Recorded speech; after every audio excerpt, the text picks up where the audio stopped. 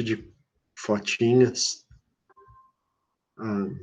Então, vamos lá. Bom, estou gravando já, vou compartilhar minha tela com vocês. Alguém já viu as nossas aulas gravadas ou ainda não? Ainda não, professor. Muito bem. Bom, pessoal, estão vendo minha tela? Sim. Sim. Sim, professor. Então, vamos lá. Então, na última aula, a gente reviu a equação de Schrödinger e a gente resolveu alguns problemas simples com vocês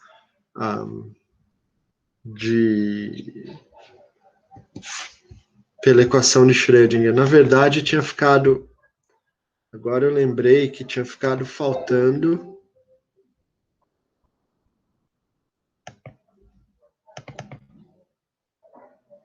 Tinha ficado faltando eu fazer o poço de potencial, né? Então, na última aula, a gente viu a partícula livre. A gente viu a partícula livre. A gente viu o potencial degrau, que é esse aqui. Né? Então, quando a energia da partícula era maior que o potencial, a gente basicamente tinha a solução da partícula livre à esquerda e à direita também, só que à direita o vetor de onda K mudava para um K', que era dado por essa relação aqui, né? Então agora aparecia o V0, e, portanto,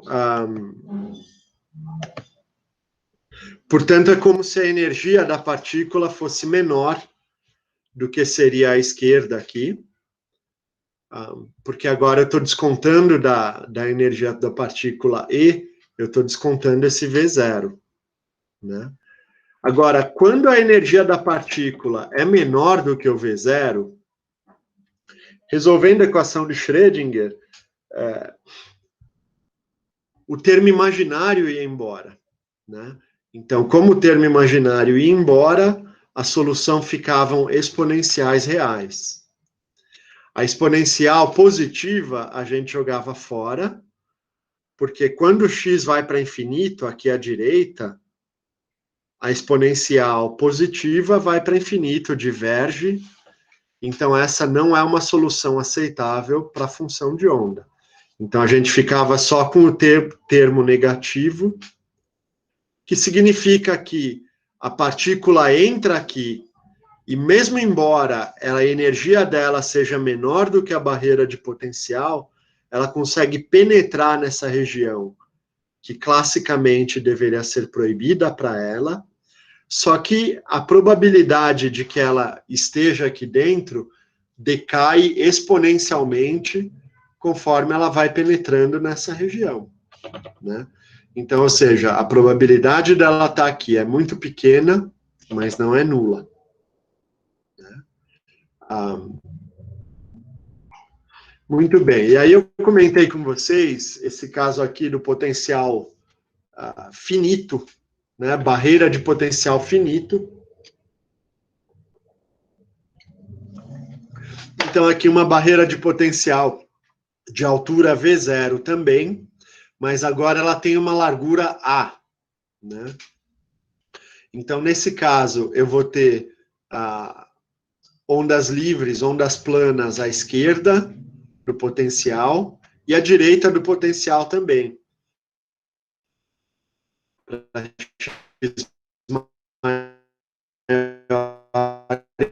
Igual a... Mas dentro dessa exponencial que decai, e dependendo da largura do potencial, existe uma probabilidade da partícula varar esse potencial finito, mesmo sem ter energia o bastante para isso, né? E aí eu citei para vocês na última aula que esse era o caso do decaimento radioativo, É por causa desse fenômeno quântico que alguns núcleos atômicos, principalmente núcleos muito grandes, que têm muitos prótons e muitos nêutrons, eles acabam ficando instáveis. Então, para esses núcleos, o V0 é relativamente baixo.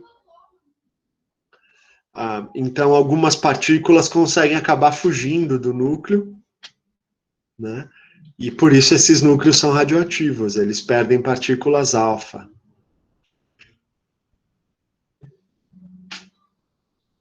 Eu mencionei para vocês que esse fenômeno do tunelamento, ele também é a ideia por detrás do microscópio de tunelamento eletrônico, que rendeu um prêmio Nobel, né? Eu coloquei ali na lista de vocês, e ele permite você fazer o mapeamento de superfícies, principalmente superfícies metálicas, né? Então, no caso, você tem uma ponta metálica muito fininha, muito pequenininha, que se aproxima de uma superfície metálica sem tocá-la, e elétrons podem tunelar da superfície para a ponta ou vice-versa, formando uma corrente elétrica. Então, a partir do momento que essa corrente de tunelamento se estabelece, você programa no computador que essa corrente tenha que se manter constante, e o computador vai mexendo o braço do metal delicadamente por cima da superfície. Quando a corrente aumenta, significa que a ponta chegou mais perto da superfície, então o computador corrige a altura do braço para que ele se afaste da superfície. Isso fica registrado, então, no programa. Quando a corrente diminui, significa que você tem ali uma depressão na sua superfície, portanto, a ponta tá mais longe da superfície,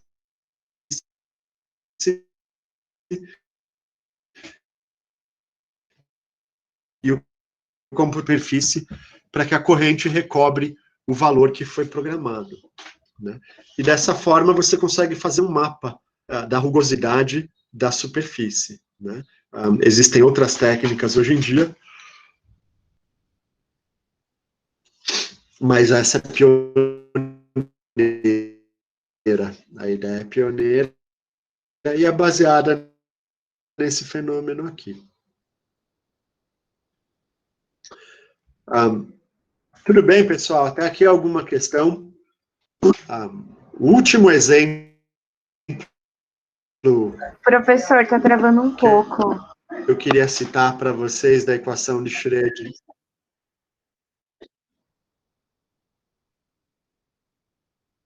Começou a travar só agora ou já estava travando antes, gente? Estava travando um pouquinho já. Pessoal? Alunos? Travou um Querem que eu pouco, repita? professor, mas deu para entender tudo. Tá dando para entender. Pode continuar, professor. É que aqui travou um pouco mais, mas pode continuar. Tá. Se vocês precisarem... se vocês precisarem que eu posso desligar minha câmera? Acho que vai melhorar. Sim, professor, Vai ficar travando menos. Tá acho bom. que vai travar menos. Então vamos lá. Eu não coloco a câmera por vaidade, tá, gente? Alguns alunos me disseram que preferem ver a minha cara ali na narração, então por isso eu coloquei. Bom, se vocês não estiverem ouvindo, me interrompam na hora, tá bom? Por favor. Combinado? Beleza. Combinado. Bom, vamos lá, então. Alguém tem alguma questão para essa primeira revisãozinha da aula passada? Não, professor, por enquanto não. Tá bom. Então, na aula passada, eu parei no poço potencial infinito.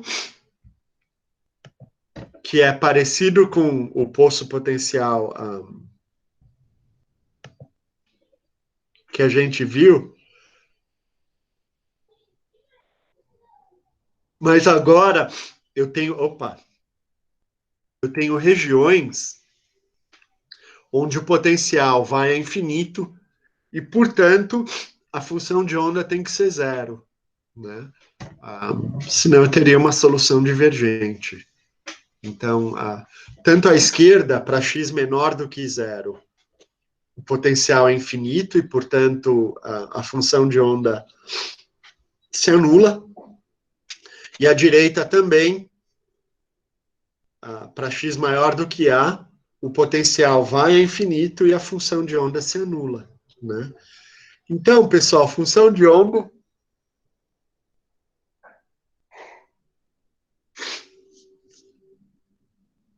A função de onda, ela tem que ser contínua em todo o espaço, né? Então, eu vou impor que em x igual a zero, a função de onda que aqui na região interna do meu poço de potencial, eu tenho a solução da partícula livre, porque aqui o potencial é zero. Então, eu tenho aquelas exponenciais positivas e negativas, exponenciais imaginárias, é a partícula livre. À esquerda é zero e a direita é zero também. Então, como a função de onda tem que ser contínua, eu vou impor em x igual a zero, a função de onda tem que ser zero. Portanto, substituindo aqui na solução da partícula livre, eu vou chegar aqui, exponencial de zero é 1, né? Então, eu tenho que a mais b é igual a zero. E em x igual a a, essas exponenciais também têm que se anular, né? Depois tem que dar comida para os peixes. Tudo bem, filho. Bom, gente. Então, em x igual a essas exponenciais aqui também se anulam, né? Exponenciais imaginárias. Quem aqui conhece a fórmula de Euler?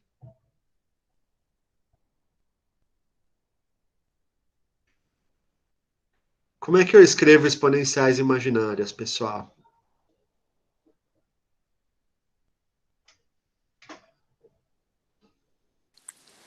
Acho que seria I seno de x mais cosseno de x, algo do tipo. Isso aí. Quem falou? É a Giovana, uma das Giovanas. É isso aí, Giovana. Então,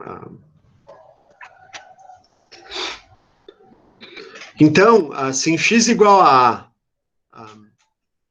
isso daqui se anula, essas soluções que a gente pode mostrar, né? Que elas têm que esse vetor k que aparece aqui, ele tem que ser um múltiplo de π sobre a, né? Então, aí nesse caso, as soluções vão se anular. Bom, esse vetor k, a gente já tinha visto que ele pode ser escrito como raiz de 2me sobre h cortado, né? Então, essa é a energia da partícula livre, né? Só que como esse k agora, ele é um inteiro multiplicado por π sobre a, então a gente pode substituir aqui, e a gente vê então, pessoal, pela primeira vez, que a energia da partícula no poço de potencial infinito, ela passa a ser dividida em níveis quantizados, olha só, né? Então, essa foi uma das coisas que Dirac mostrou para Schrödinger, falou, olha só, a sua equação, ela mostra que a energia é quantizada mesmo. E Dirac e Schrödinger ficou horrorizado, né? Então, mesmo nesse modelinho simples, aparece a quantização da energia, né? Então, agora a energia só pode variar em múltiplos de π quadrado h quadrado sobre 2ma. Né?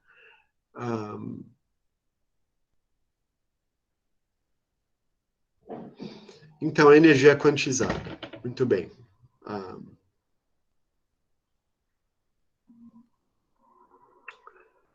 Então, pessoal, o que acontece se você pegar esse N, você tem como se fossem modos normais de vibração de uma corda, né? Então, a quantidade de nós que você tem e de barrigas de onda, né? Essa é a solução do poço de potencial infinito, né? Bom, tudo bem, aqui é a normalização, a gente não precisa entrar nisso. Aqui é a função probabilidade, né? Então, a função probabilidade, ela é o módulo quadrado da função de onda. Então, se a gente pegar o módulo quadrado disso daqui, vai me dar seno ao quadrado, né? Então, essas são as regiões de probabilidade para encontrar a partícula. Então, vocês notem que existem regiões onde é proibido a partícula estar, que são esses nós. A chance de ter a partícula aqui é 0. E nos outros pontos eu tenho a probabilidade variável de encontrar a partícula, sendo que nas cristas das ondas aqui, é a probabilidade máxima, né? Muito bem, gente. Então, mais um detalhe para vocês notarem é que o espaçamento entre os níveis de energia, né, ele é um múltiplo de π2H2 sobre 2ma. Né? Então, vocês notem que quando esse A fica muito grande, ou seja, quando a largura do poço potencial é grande, esse termo aqui, que é a diferença entre um nível de energia e o outro, ele vai para 0. Né? Então, a diferença entre um nível de energia e o outro é π2H2 sobre 2ma ao quadrado. Né? Mais um inteiro aqui que eu estou multiplicando.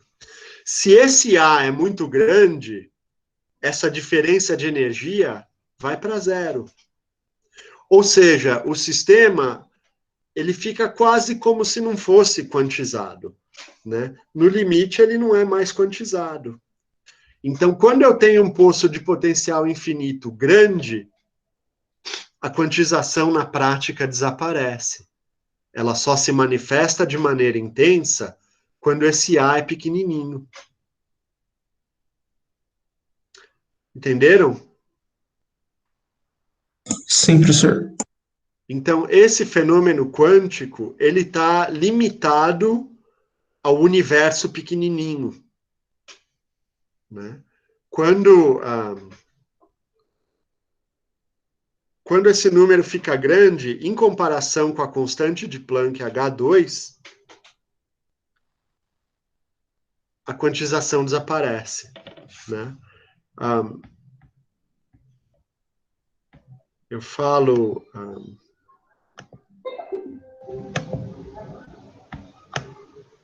eu coloquei aqui no TDIA para vocês como curiosidade, uma vez que eu dei interações atômicas e moleculares,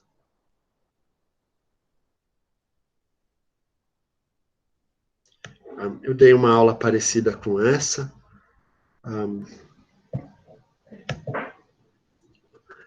mas aqui para cativar os alunos eu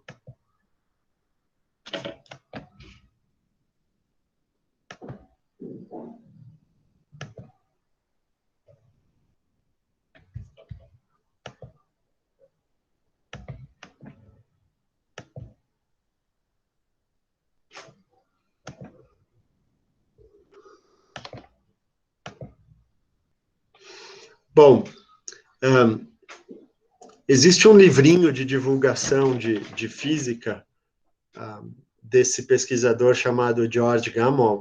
O livro, em português, recebeu o nome Física Moderna. É um livro muito divertido, para quem tem interesse, estou tentando aumentar isso aqui. Agora aumentou. Bom,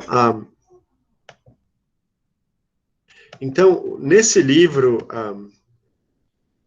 do George Gamow, o George Gamow ganhou um prêmio Nobel por descrever o mecanismo de equilíbrio de energia do Sol.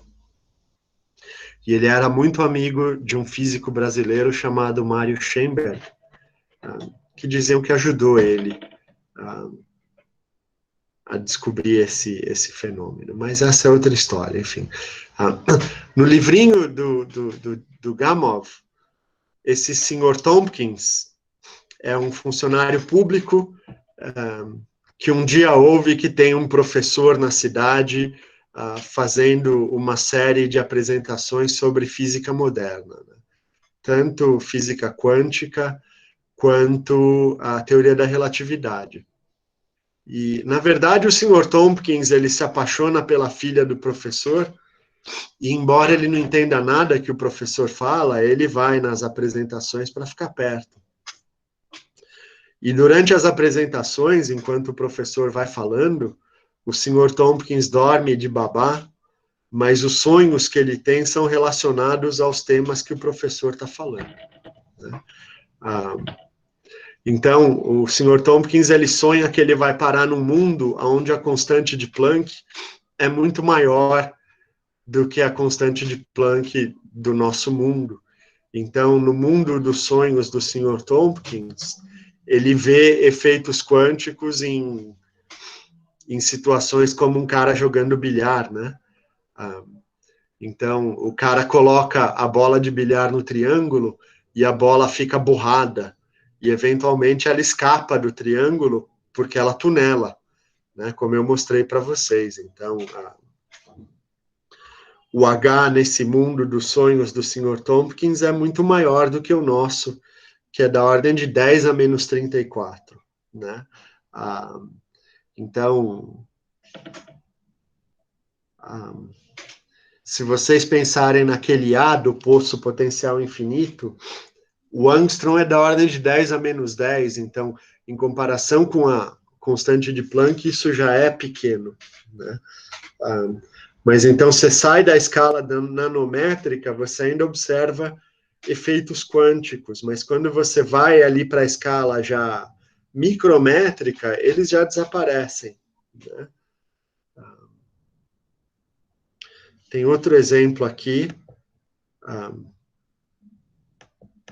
no livro do Sr. Tompkins, que o professor estava na sala, no sonho do Sr. Tompkins, né? E, de repente, um carro aparece na sala porque ele tunela.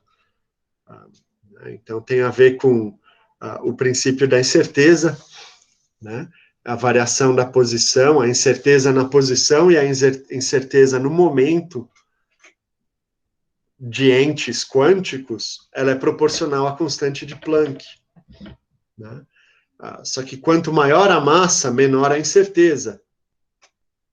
Agora, no sonho do Sr. Tompkins, ele vai para um mundo em que a constante de Planck é muito grande, então até um carro é capaz de tunelar para dentro da sala, devido ao princípio da incerteza de Heisenberg, né?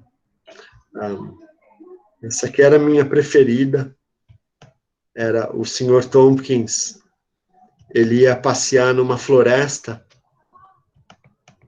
onde a constante de Planck também era muito grande, e ele era cercado por tigres quânticos.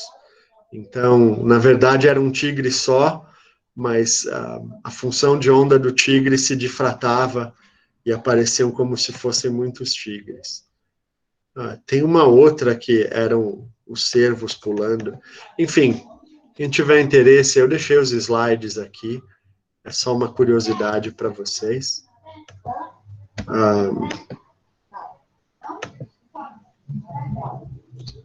Mas o ponto, então, que eu queria chamar a atenção aqui é esse, né? É que quando você observa pontos quânticos, por exemplo, que são da ordem de nanômetros, né? São pequenas porções de materiais, a gente observa ainda fenômenos quânticos. Então, hoje em dia, já existem televisões baseadas em pontos quânticos, né? Elas são um pouco mais caras que as TVs de LED, mas eles prometem uma qualidade de imagem ainda melhor que as TVs de LED. Né? Então, aí você tem pontinhos quânticos que são da ordem de nanômetros. Se você começa a chegar já nas centenas de nanômetros, eles já perdem esses efeitos quânticos e eles se comportam como um material tridimensional qualquer. Tudo bem, gente? Perguntas? Não, professor, tudo certo. Se alguém comprar o livro do Sr. Tompkins, me avisa que eu vou ficar feliz. Muito bem, então, essa foi a nossa introdução à equação de Schrödinger, e agora vamos continuar falando de matéria mesmo. E eu começo jogando essa pergunta para vocês, né? Então, qual o conhecimento mais importante da humanidade? Alguém aqui já ouviu falar de Richard Feynman? Não. Não. Não, ninguém. Não. Sim, Sim, Guilherme, você já ouviu falar? sim. O que você sabe do Feynman, Guilherme? Que ele era um físico muito famoso, que trabalhava com algumas coisas de mecânica quântica, que ele era um físico que que ele tinha várias histórias diferentes, assim, e que basicamente os livros de física que a gente usa na faculdade no começo foram baseados em aulas dele. É basicamente isso. Isso. Então, o Feynman ele era conhecido como um dos físicos mais brilhantes do século XX, mas ele era o contrário, né? Eu falei para vocês na última aula do Paul Dirac que ele era aquele estereótipo do cientista maluco, né? Descabelado, seco, raramente sorria, era incapaz de interações sociais, né? Feynman era o contrário de Dirac. Para muitos ele era igualmente brilhante, só que ele era super brincalhão, ele era bem-humorado, ele era paquerador, né? E tem uma história do Feynman que ele veio para o Brasil, ele passou um ano no Rio de Janeiro, no CBPF, e ele se encantou pelo samba, ele foi tocar na bateria de uma escola de samba, e ele contava que quando ele estava na faculdade, ele tinha que fazer um segundo idioma, né? E ele estava e falou, já que eu tenho que fazer um segundo idioma, eu vou aprender espanhol. Aí ele falou que ele estava na fila para espanhol e era uma fila enorme, né? E a fila para aprender português não tinha ninguém. Aí passou uma moça linda e foi se inscrever para fazer português. E ele foi atrás, né? Falou, eu não vou ficar aqui nessa fila, eu vou fazer português e ainda vou estudar com essa moça linda. Aí a consciência dele pesou e ele falou, não, o espanhol é falado em muito mais países, né? Escolher fazer um idioma só porque uma moça bonita vai fazer o curso não é uma atitude madura.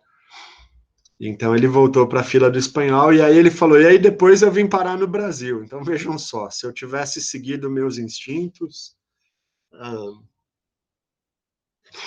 enfim, esse era o Feynman, né? Mas então nas Feynman Lectures dele, que o Guilherme citou para a gente, ele começa com essa frase, ele fala, olha, suponha que um cataclisma destruísse todo o conhecimento da humanidade e você pudesse deixar escrito numa placa uma frase apenas que ajudasse a próxima geração de seres inteligentes a reconstituírem o conhecimento que a gente tem hoje em dia da maneira mais rápida possível. O que você escreveria nessa placa? Então, eu quero ouvir sugestões de vocês. O que vocês escreveriam? Pensa assim, você quer uma geração de homens da caverna e vocês querem que eles recuperem o conhecimento que a gente tem hoje em dia, mas sem perder tanto tempo quanto a gente perdeu, né? Então, que informação científica vocês dariam, né? Já teve gente que me falou assim, eu diria que só na paz a gente progride, e outros falaram, não, é a guerra que avança a humanidade. Não, não é essa a pergunta. A pergunta é uma frase de conteúdo científico.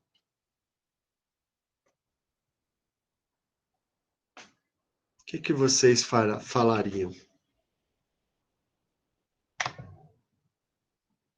Vou até ligar minha câmera de novo.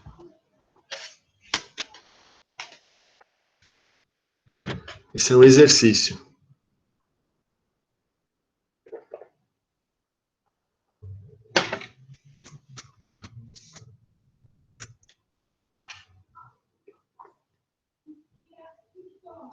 Stephanie Trombini, o que você falaria, Stephanie?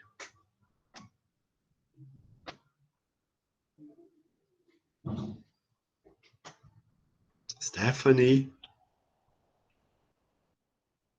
Você está aí ou não? Bom, a Stephanie não está. E a Ana Carolina está? Estou, mas assim, não faço a menor ideia, professor. Uma pergunta muito profunda.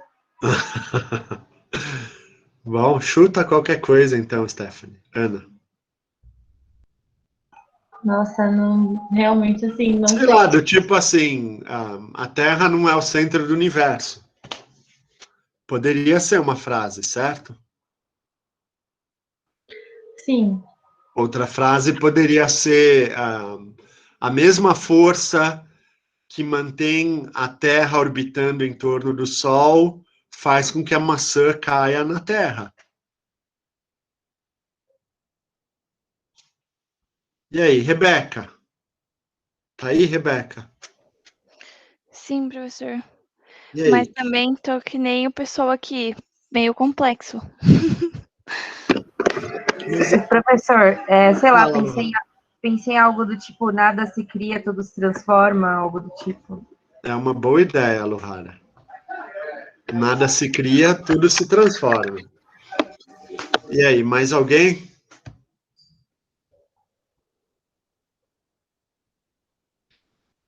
Você viu o livro do Feynman, Guilherme, ou não? Não cheguei a ver, não. Ítalo. Você tem alguma ideia, Ítalo? Pô, tô pensando aqui, professor. Mas acho que primeiramente tinha que falar que a Terra é redonda, né? Olha, há controvérsias, Ítalo. E você ia falar que vacina também não transforma em jacaré ou não?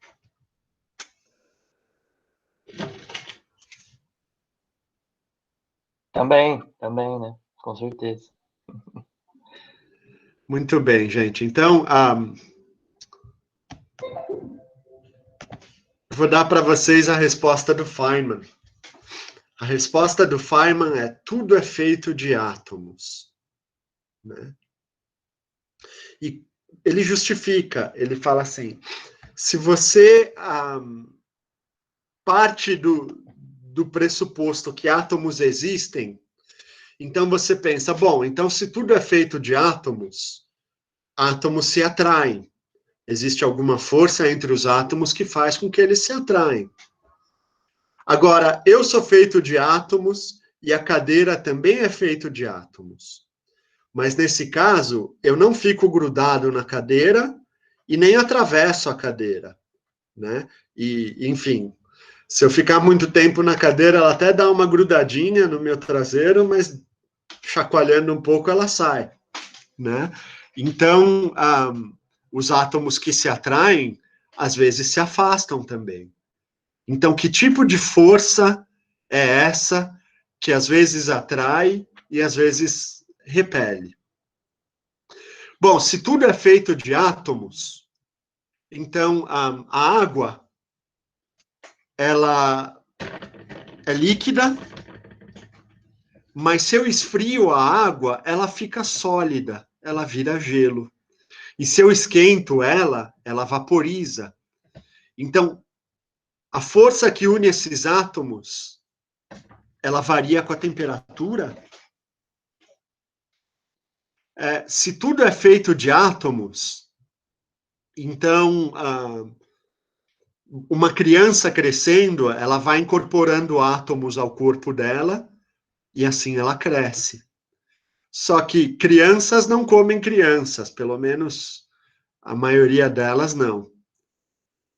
Então, não existe átomo de criança, né?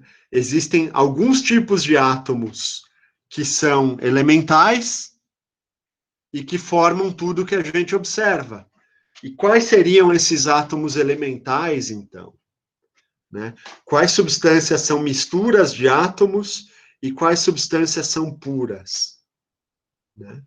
E é curioso a gente pensar que esse conceito de átomo, ele é muito mais antigo que Cristo, mas ele desapareceu, né?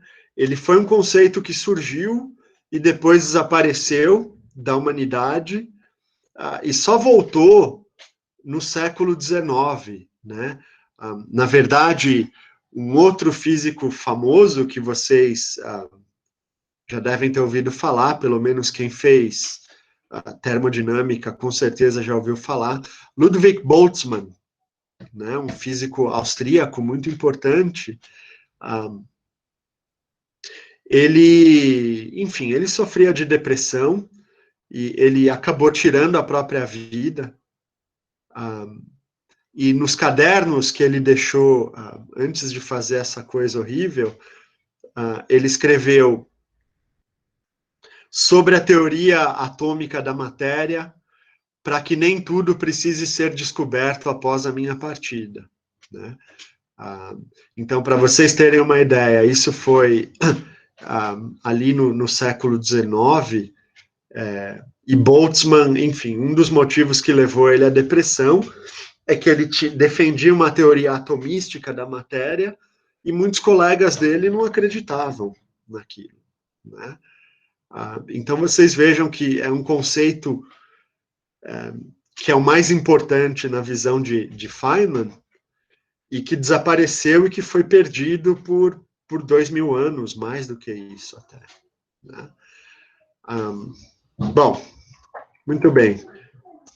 Vocês concordam com o Feynman? É um pouquinho na linha do que a Luhara falou, né, Luhara? Que nada se cria, né? É um pouquinho nessa linha, tudo são átomos. Então, quando você destrói uma coisa, você está, na verdade, atomizando essa coisa, os átomos continuam por aí, e continuam sendo incorporados, enfim, né?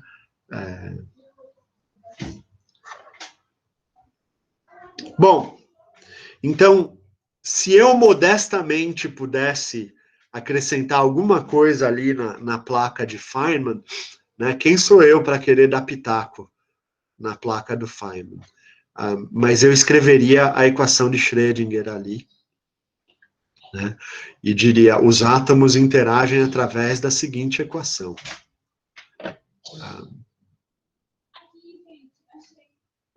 Então, pessoal, essa equação aqui, ela descreve toda a matéria do universo.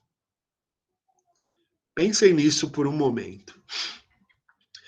Toda a matéria do universo é descrita por essa equação, né? E também a interação da matéria com radiação, com energia, com radiação magnética, com radiação elétrica, seja ela luz ou não, é descrita por essa equação. A gravidade não é descrita por essa equação. E isso é o que o pessoal chama de teoria do campo unificado, que seria você ter uma equação quântica para descrever a gravidade. Isso é o que o pessoal de teoria de cordas tentou fazer. E foi a última coisa que Einstein passou a vida tentando fazer. Mas essa é uma outra história, né? Então, essa equação aqui é o mais próximo que a humanidade já chegou de uma equação de tudo. Uma equação que descreve tudo, né? O problema é que ela é cabeluda demais, na vasta maioria dos casos, para ser solúvel, né? Na verdade, a gente vai discutir hoje aqui um pouquinho. A gente resolve o átomo de hidrogênio exatamente com essa equação, mas quando você vai para o átomo de hélio, que tem 2 elétrons ao invés de 1, a gente já não resolve a equação de Schrödinger de maneira analítica.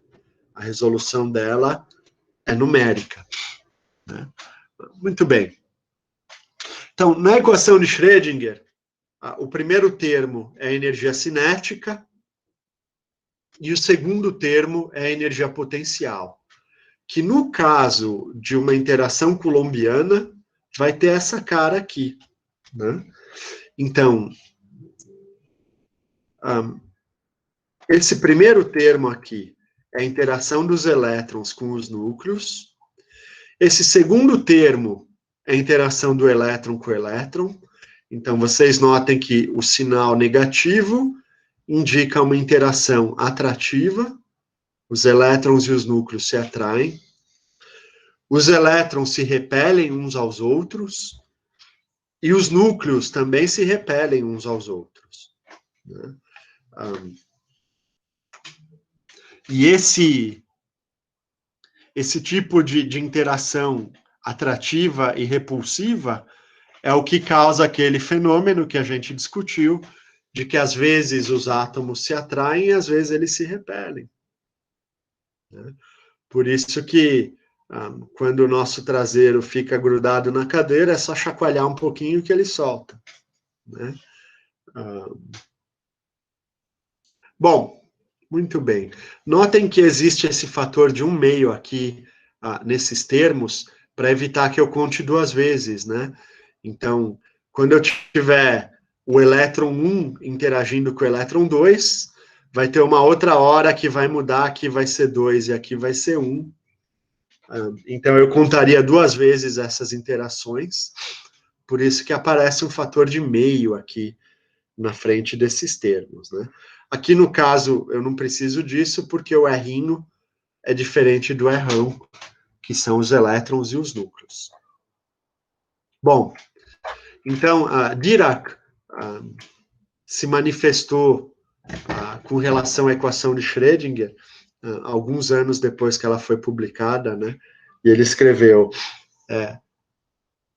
as leis físicas subjacentes por uma teoria matemática de grande parte da física e toda a química estão, assim, completamente conhecidas.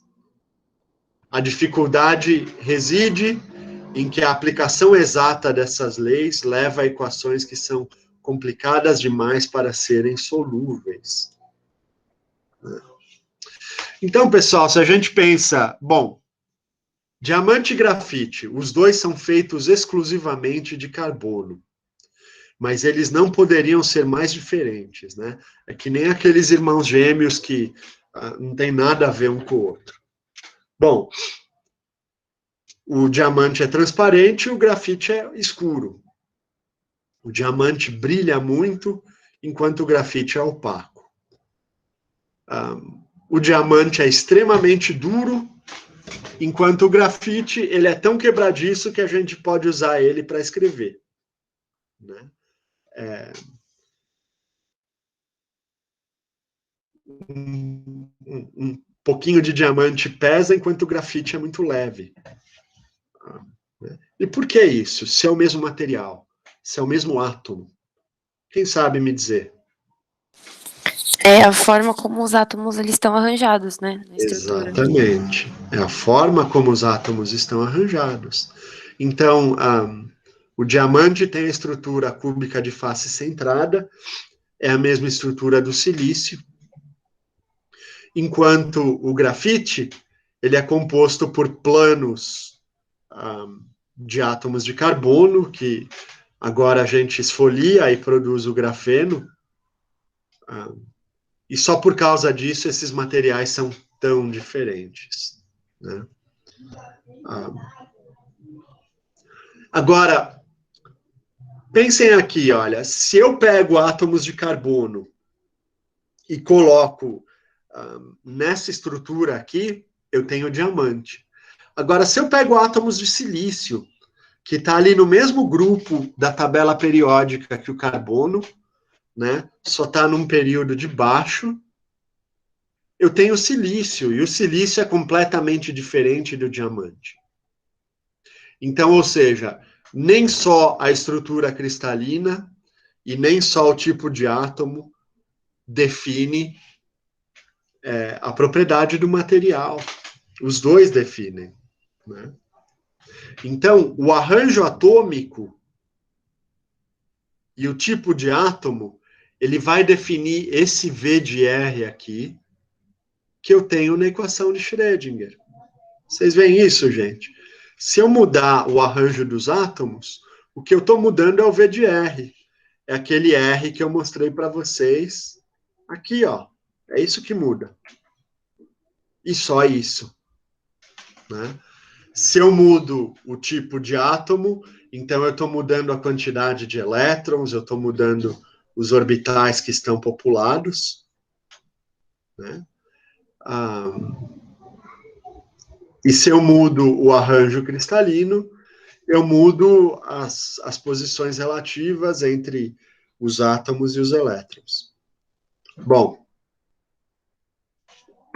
então, é esse V de R aqui que define os nossos sistemas todos. Ele que caracteriza tudo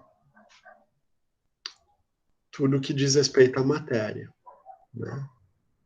Bom, então, pessoal, o grande problema de resolver a equação de Schrödinger é porque esse R aqui, né, ele, na verdade, ele tem 3 componentes, é o X, o Y e o Z.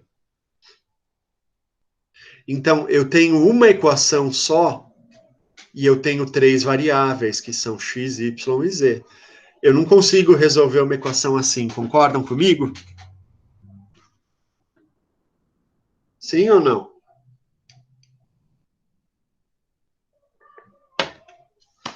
Quem lembra de álgebra linear, gente?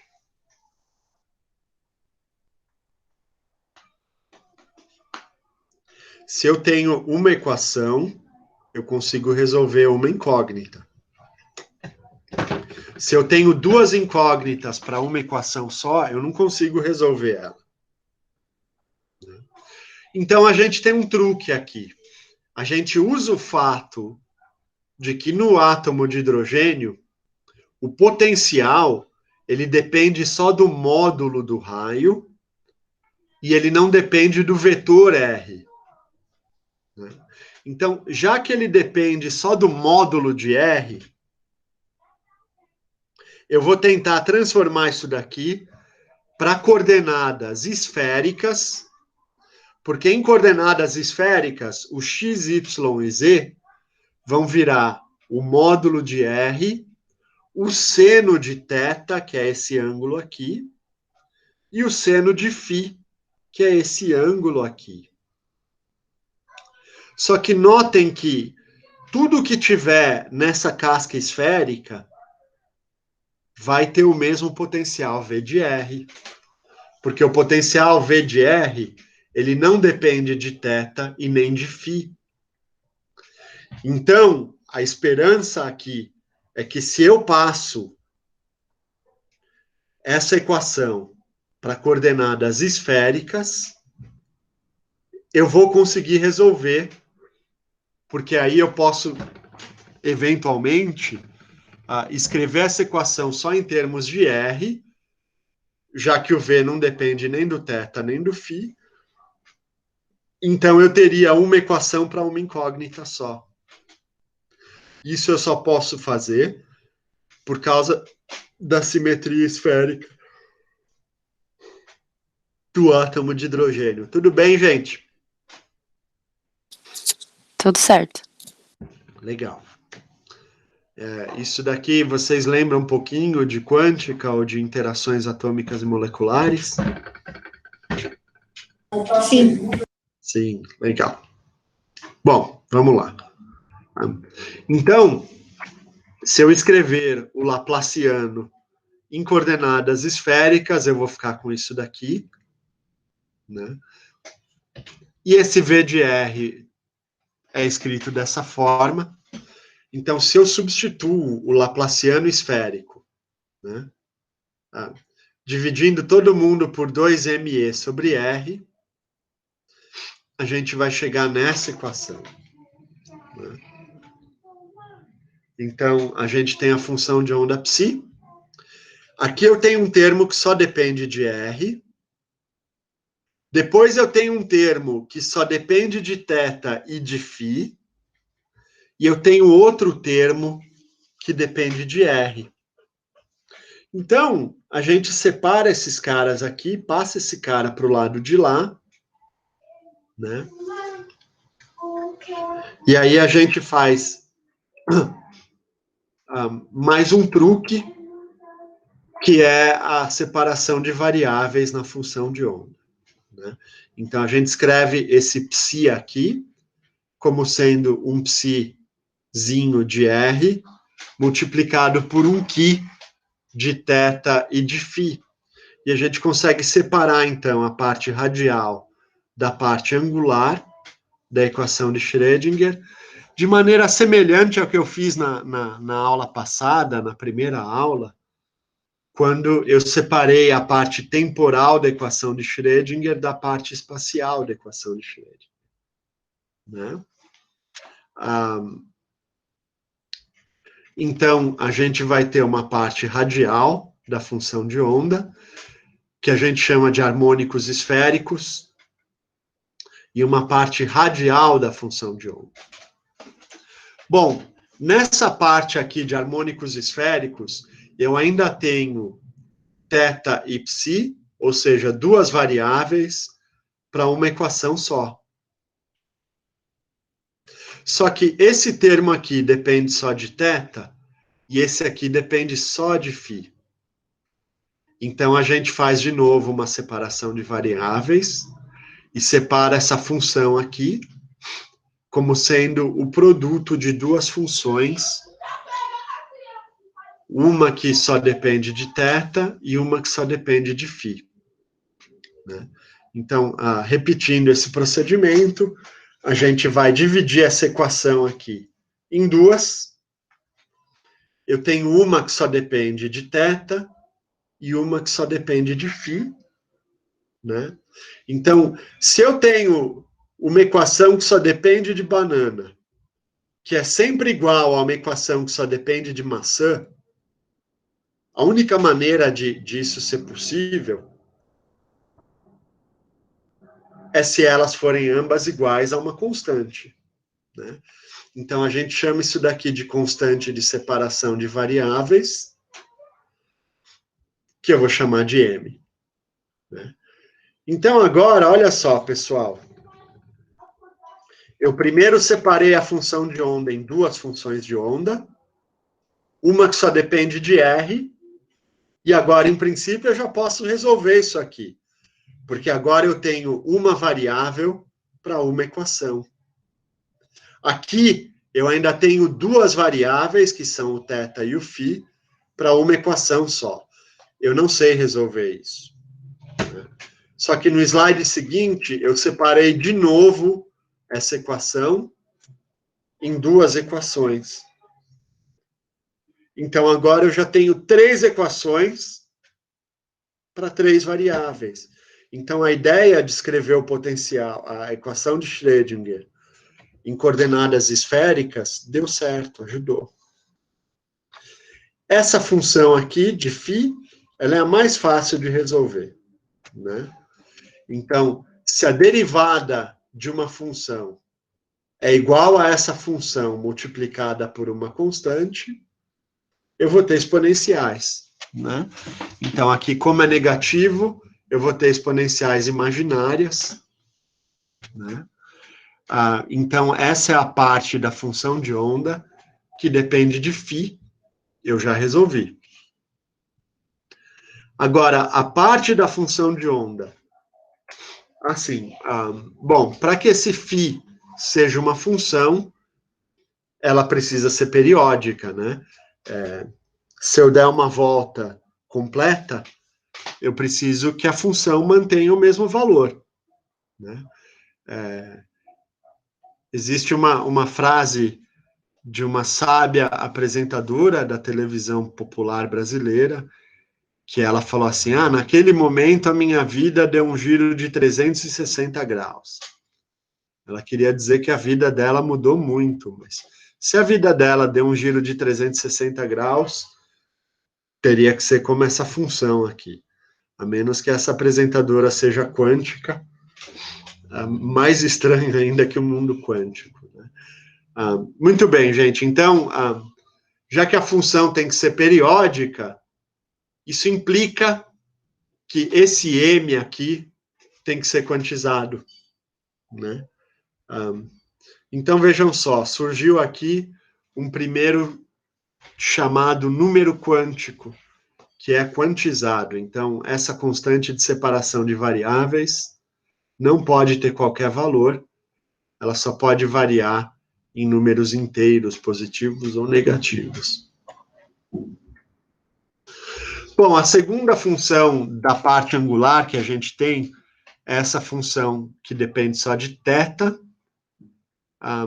Essa função aqui é bem mais complexa para resolver, mas a solução dela já era conhecida desde séculos anteriores, 17 ou 18, né? Então, são chamadas de equações de Legendre, e as soluções delas são conhecidas, são tabeladas, né? Os polinômios de Legendre, para m igual a 0,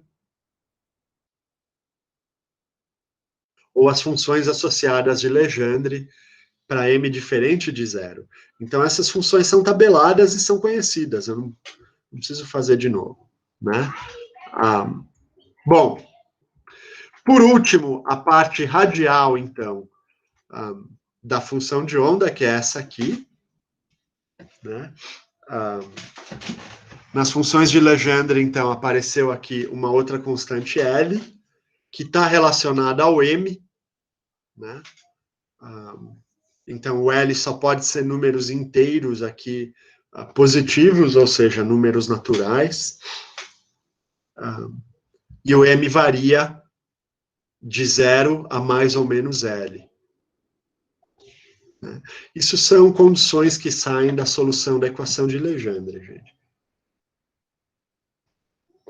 Se alguém tiver interesse em ver isso em mais detalhe, o livro do Merzbacher ou o livro do Liebhoff tem isso muito bem feitinho. Se alguém quiser, eu recomendo, eu indico. Mas para a gente aqui, eu volto a dizer, essa matemática não é o que a gente está procurando aqui no curso. Muito bem. Então, a parte radial da função de onda é essa outra equação diferencial de segunda ordem, não homogênea, cabeluda, mas ela era conhecida também, ela foi resolvida bastante tempo antes por Laguerre, e a solução dela é essa. Então, a gente tem as autofunções, os polinômios de Laguerre, e o alto valor, ou a constante de separação de variáveis, ela é dada por essa quantidade aqui. E notem que apareceu aqui um número inteiro n, né? Que faz, portanto, com que essa constante de separação de variáveis, essa energia, ela também seja quantizada, né? Notem que isso é bem parecido com o poço de potencial, essa solução é bem parecida com o poço de potencial infinito, que a gente viu no começo da aula, né? Então, depende aqui desse parâmetro A0, que a gente chama de raio de Bohr, e depende desse número N aqui. Então, quando esse número N for muito grande, o espaçamento entre esses níveis de energia diminui, né? Muito bem. Então, aqui estão os polinômios de Laguerre. E agora a gente pode fazer gráfico disso, né? Então, eu já tenho a função que descreve a função de onda no átomo de hidrogênio, e eu posso fazer gráfico disso, eu posso fazer gráfico da densidade de probabilidade, né? Então, vocês veem que a primeira função de onda, ela vai ter essa cara aqui, isso nada mais é do que o nível 1S, né? O nível 2S aparece um nó, o nível 3S aparecem 2 nós, e assim por diante, né, pessoal? Então, se eu fizer esse gráfico aqui em 2 dimensões, o que a gente vai ter é aqui uma região de maior probabilidade de encontrar partícula dentro desse intervalo, mas nenhum nó. Então, esse seria o estado 1S. O estado 2S, eu teria 2 regiões, né? Uma de menor probabilidade, uma de probabilidade muito maior, e entre elas, uma região nodal, onde é impossível encontrar elétrons. O 3S é isso aqui, né? Foi feito um experimento publicado aqui em 2013, em que os cientistas conseguiram deixar um átomo de hidrogênio mais ou menos parado e bombeavam esse átomo com um laser de alta intensidade. Então, o laser arrancava os elétrons do átomo de hidrogênio e um anteparo embaixo do átomo recolhia os elétrons que eram ejetados pelo laser, né? Então, nesse experimento, eles quiseram fotografar, digamos assim, a imagem dos orbitais atômicos, né? Então, a gente pode ver a cor, obviamente, são os orbitais de maior probabilidade de população.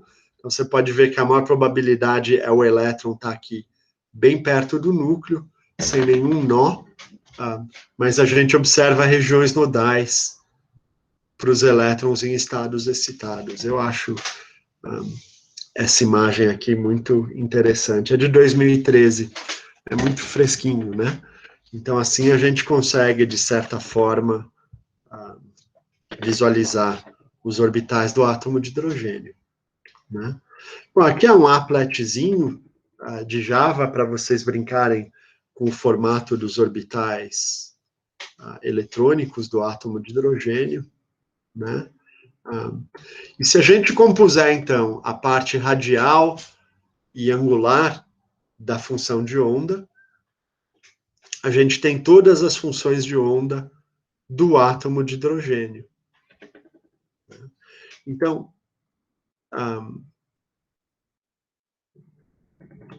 essas imagens aqui que vocês conhecem, alguns desde os tempos do ensino médio, elas não saíram da cartola, elas não saíram de experimento, elas saíram da equação de Schrödinger. E era esse o ponto que eu queria transmitir para vocês, fazendo essa matemática toda, tá? Então, esses gráficos aqui, eles são simplesmente gráficos, né, plots, da solução da equação de Schrödinger para o átomo de hidrogênio em diferentes estados. Então, aqui eu tenho o nível 2S, né? Vocês notem que tem um nó aqui dentro. Aqui eu tenho o nível 2P, né? O 3D, e daí por diante.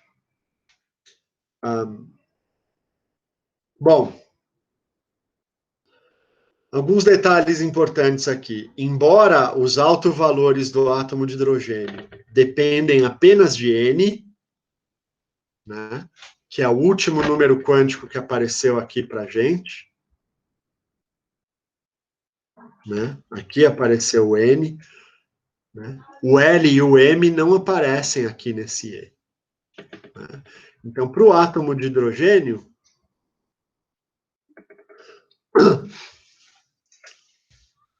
a função de onda completa ela é caracterizada por esses três números quânticos, N, L e M, onde N são números naturais, não nulos, L são números naturais, incluindo o zero, com a limitante que o L tem que ser sempre menor ou igual a N menos 1, e o M são números inteiros, positivos ou negativos, que varia de menos L a mais L.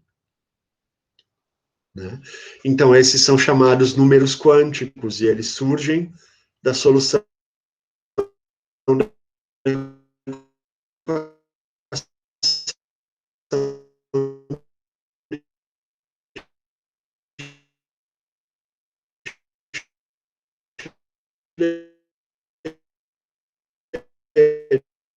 o L é um número quântico orbital,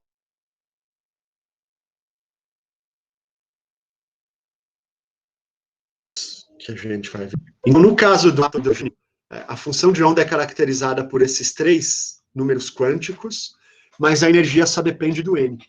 Então, a gente diz que a energia dos elétrons no átomo de hidrogênio, ela é degenerada em alguns orbitais, né? Então, tá aqui. Então, eu tenho N, mas aí eu tenho a degenerescência de A mais L, variando E, tem a mesma energia, no caso do átomo de hidrogênio. Né?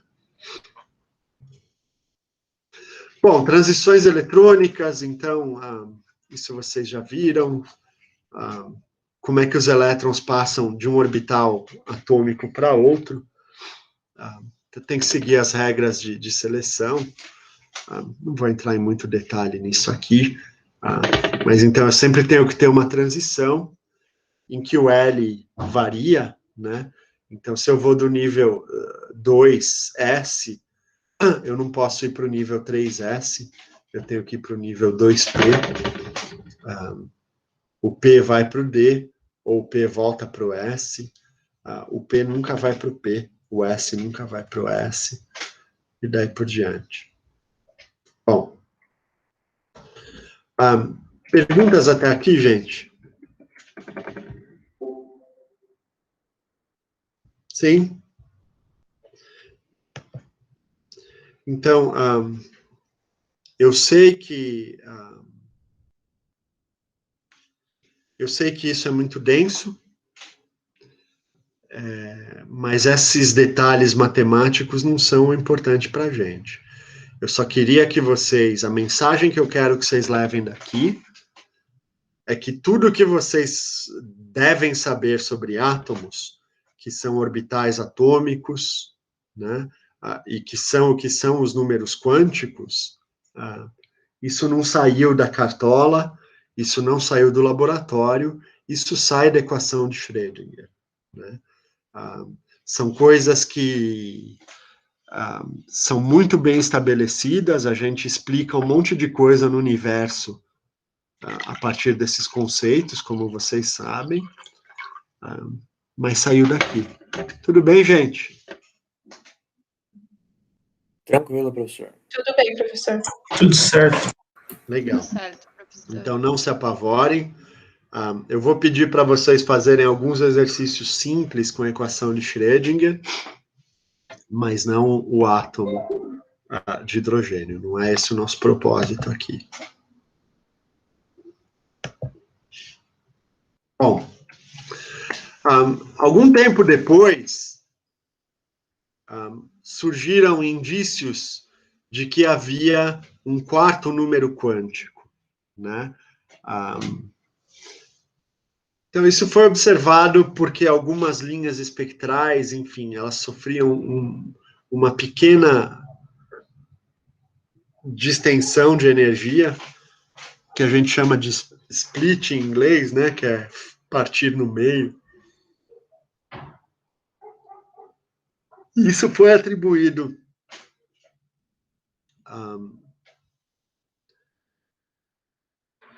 a campos magnéticos, então, que quebravam a degenerescência dos níveis M, né, dos níveis dos átomos que têm o mesmo M.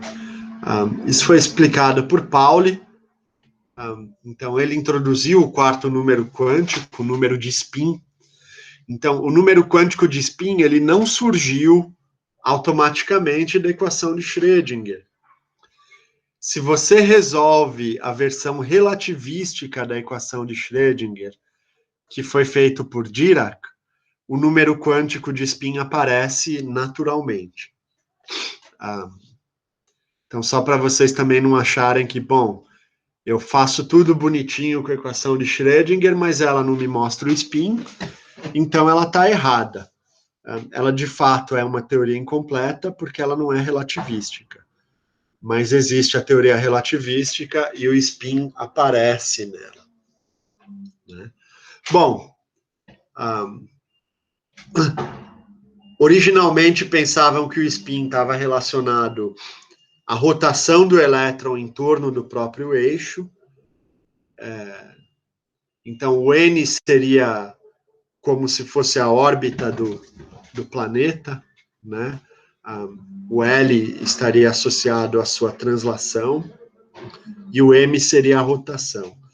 Mas não é verdade. Então, não existe nenhum análogo clássico a spin. E mais do que isso, Pauli postulou que dois elétrons não podem estar no mesmo estado quântico, ou seja, os quatro números quânticos, N, M, L e S, dos elétrons não podem ser iguais se eles estiverem no mesmo orbital, se eles estiverem no mesmo sistema quântico, né? Então, esse é o princípio da exclusão de Pauli.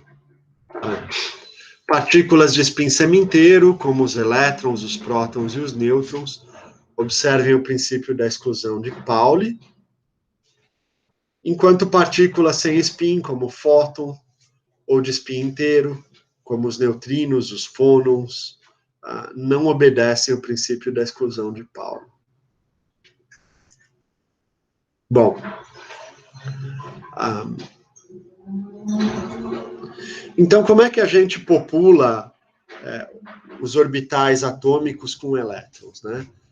Então, seguindo o princípio da exclusão, né, gente? Então, se você pega o estado 1s de um átomo, então N é igual a 1, o L, lembrem-se que o L varia de 0 até N menos 1. Então, como aqui N menos 1 é 0, o L é 0. E o M também é 0, porque o M vai de menos L até mais L. Então, eu tenho só um orbital. E como eu tenho um orbital só, eu posso colocar, então, dois elétrons nele, um com spin para cima e outro com spin para baixo.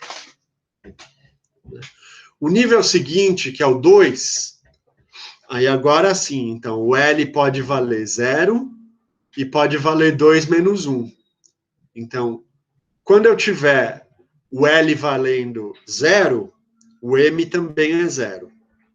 Então, nesse estado, N igual a 2, L igual a 0 e M igual a 0, eu vou ter de novo um orbital só, onde eu consigo colocar dois elétrons, um para cima e um para baixo. Agora, no nível seguinte, em que L é igual a 1, então eu tenho N igual a 2, L igual a 1, e o M vai de menos 1 0 a mais 1. Eu consigo colocar 2 elétrons em cada um desses estados.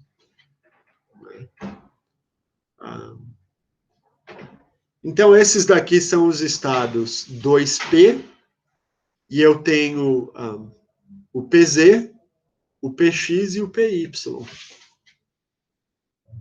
Certo, gente?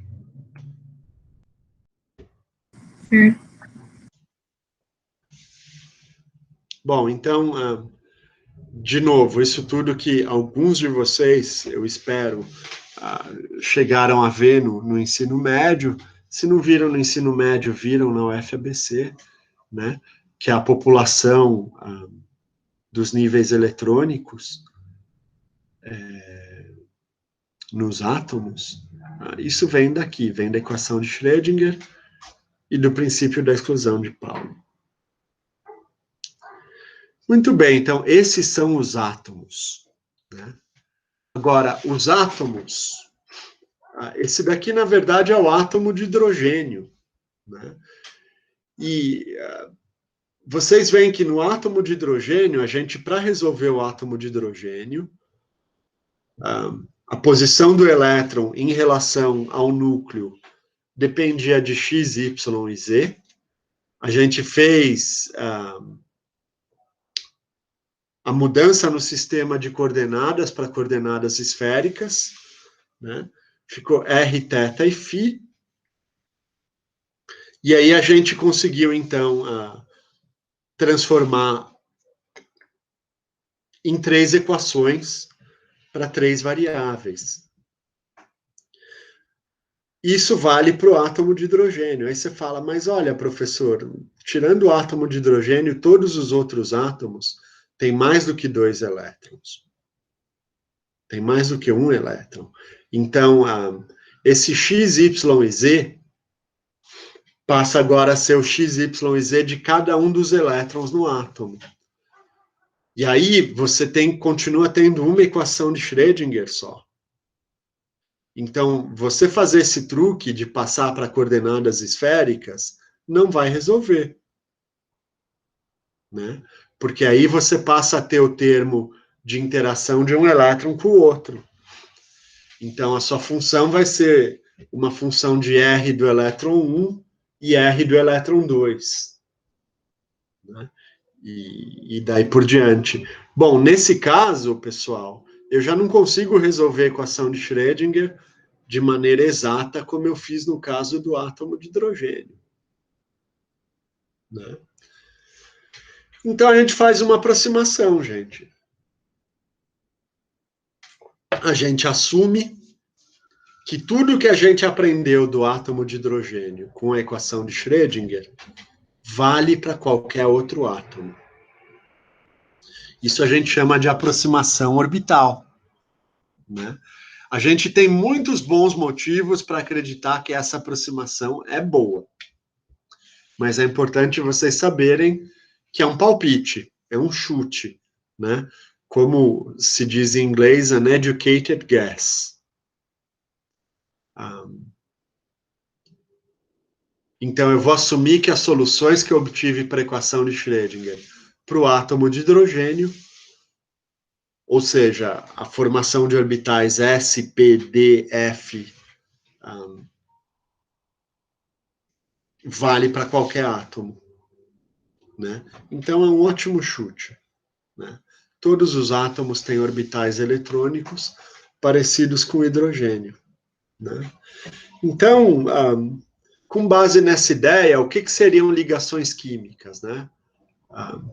Então, a gente viu que os níveis S comportam 2 elétrons, os níveis P comportam 6. Né? E analisando a tabela periódica, Bohr chegou à conclusão que ele conseguia explicar muitos compostos químicos pela chamada regra do octeto. Né? Então, no caso do carbono, o carbono tem 4 elétrons externos. Né?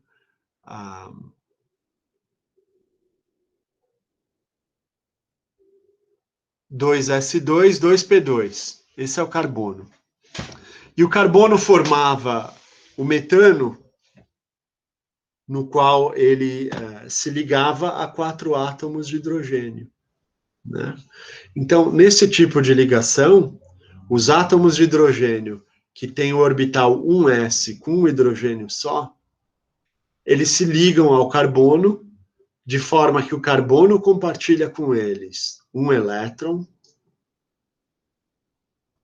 e vice-versa. Cada um dos hidrogênios compartilha um elétron com o carbono.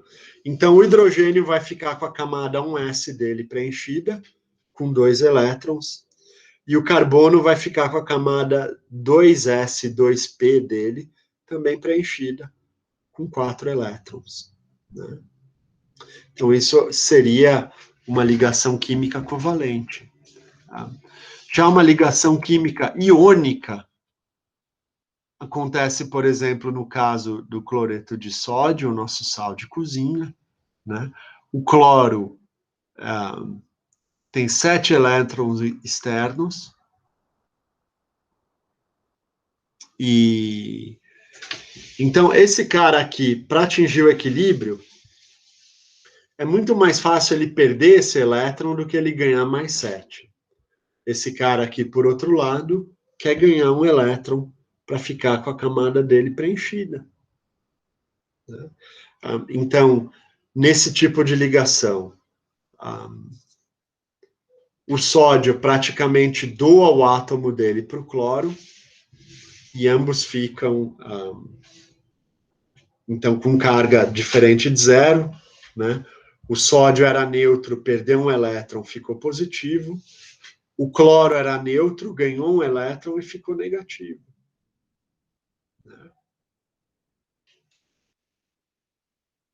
Então, agora que um é positivo e o outro é negativo, eles têm um motivo a mais para se atrair e formar uma molécula. Mas esse tipo de ligação química a gente chama de iônica, né? Bom, deixa eu ver que horas são aqui. A gente tem mais 10 minutos. Só para eu concluir. Então, a minha pergunta é: como ficam os orbitais desses átomos quando eles interagem uns com os outros, formando essas ligações químicas que a gente acabou de ver, né?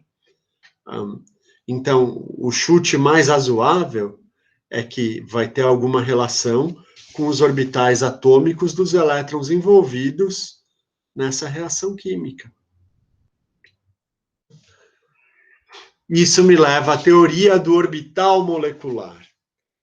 Então, de novo, né, eu mostrei para vocês que a aproximação orbital era eu pegar a ideia de que os orbitais atômicos que a gente aprendeu para o átomo de hidrogênio vale para qualquer átomo. E a teoria do orbital molecular, ela então tem a ideia que os orbitais das moléculas, eles são uma mistura dos orbitais onde estão os elétrons que os átomos compartilham para formar a molécula, né? Então, é uma combinação linear de orbitais atômicos que vai formar os orbitais moleculares. Bom, um detalhe, pessoal, é que, em geral, a gente só precisa levar em conta os átomos externos. Então, você pega o caso do carbono, de novo. O carbono, ele tem o nível 1s com 2 elétrons, o 2s com 2 elétrons e o 2p com 2 elétrons. Só que os orbitais 2p e 2s, eles vão formar ligações com outros orbitais. Agora, o orbital 1s do carbono está lá dentro, está lá no fundo, e ele já está estável, ele já está completo. Então, ele não interage quimicamente, né? Então, a gente chama isso de elétron de caroço, porque ele não participa de ligação química, ele nem é muito importante para propósitos de entender as ligações químicas. Então, em geral, a gente deixa eles de lado quando a gente quer descrever esses problemas, seja computacionalmente ou não. Bom, e o que acontece, então, quando esses átomos se ligam? Então, no caso do átomo de hidrogênio se ligar com outro átomo de hidrogênio, a gente viu que o nível S tem uma simetria esférica. Então, quando esses dois níveis S formarem uma ligação covalente, eu vou ter algo aqui no formato de um amendoinzinho, né, que são os átomos de hidrogênio, formando um orbital molecular e ganhando estabilidade. Né? Aqui, eu já tenho um átomo de hidrogênio interagindo com um átomo de flúor, que é o átomo mais eletronegativo da natureza. Só que o átomo de flúor, então, ele tem a camada P semi-preenchida. E os elétrons P têm essa cara aqui, né? Parece esse alterzinho. Então, quando eles forem interagir, a simetria esférica do hidrogênio vai se sobrepor com a simetria esférica do flúor, e eu vou ter esse tipo de ligação, né? E da mesma forma, o flúor com o flúor, eu tenho orbitais P com orbitais P, então é todo mundo esférico, e eu vou ter a formação desse tipo de ligação molecular.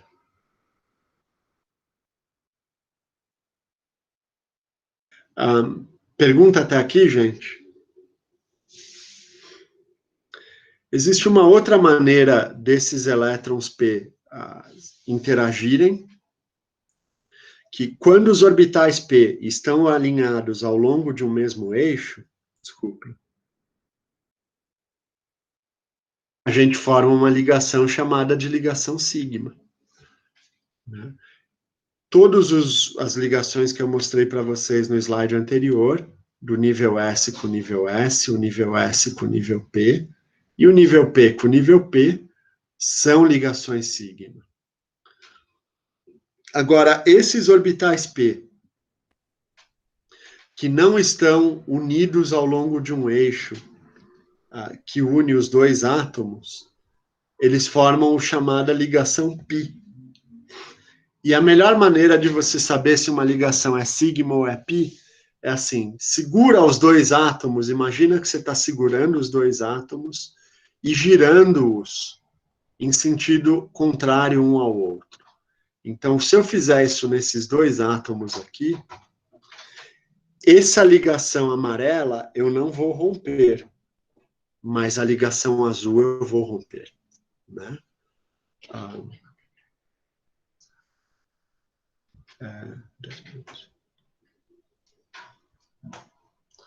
Então, pessoal, eu também tenho esse tipo de ligação, sigma e π, com outros orbitais, né? Então, os orbitais D, por exemplo, aqui eu tenho um orbital D interagindo com o orbital S, ele vai formar uma ligação sigma, e aqui é um orbital D interagindo com o orbital P, formando uma ligação π. Né? Então, essa é a diferença do orbital molecular para o orbital atômico que a gente viu lá atrás, quando a gente discutiu a equação de Schrödinger. Tudo bem, gente? Sim, não, talvez. Tudo bem, professor. Tá bom. Eu vou parar por aqui. Na próxima aula a gente continua falando de orbitais moleculares. Se ninguém tiver mais nenhuma pergunta, estão dispensados por hoje. Obrigada, professor. Olha, Obrigado, professor. professor. Obrigado. Boa noite. Obrigada, professor. Boa noite. Boa noite. Até quinta-feira. Falou, professor. Obrigado. Boa noite. Boa noite. Tchau, tchau, professor. Boa noite. Tchau.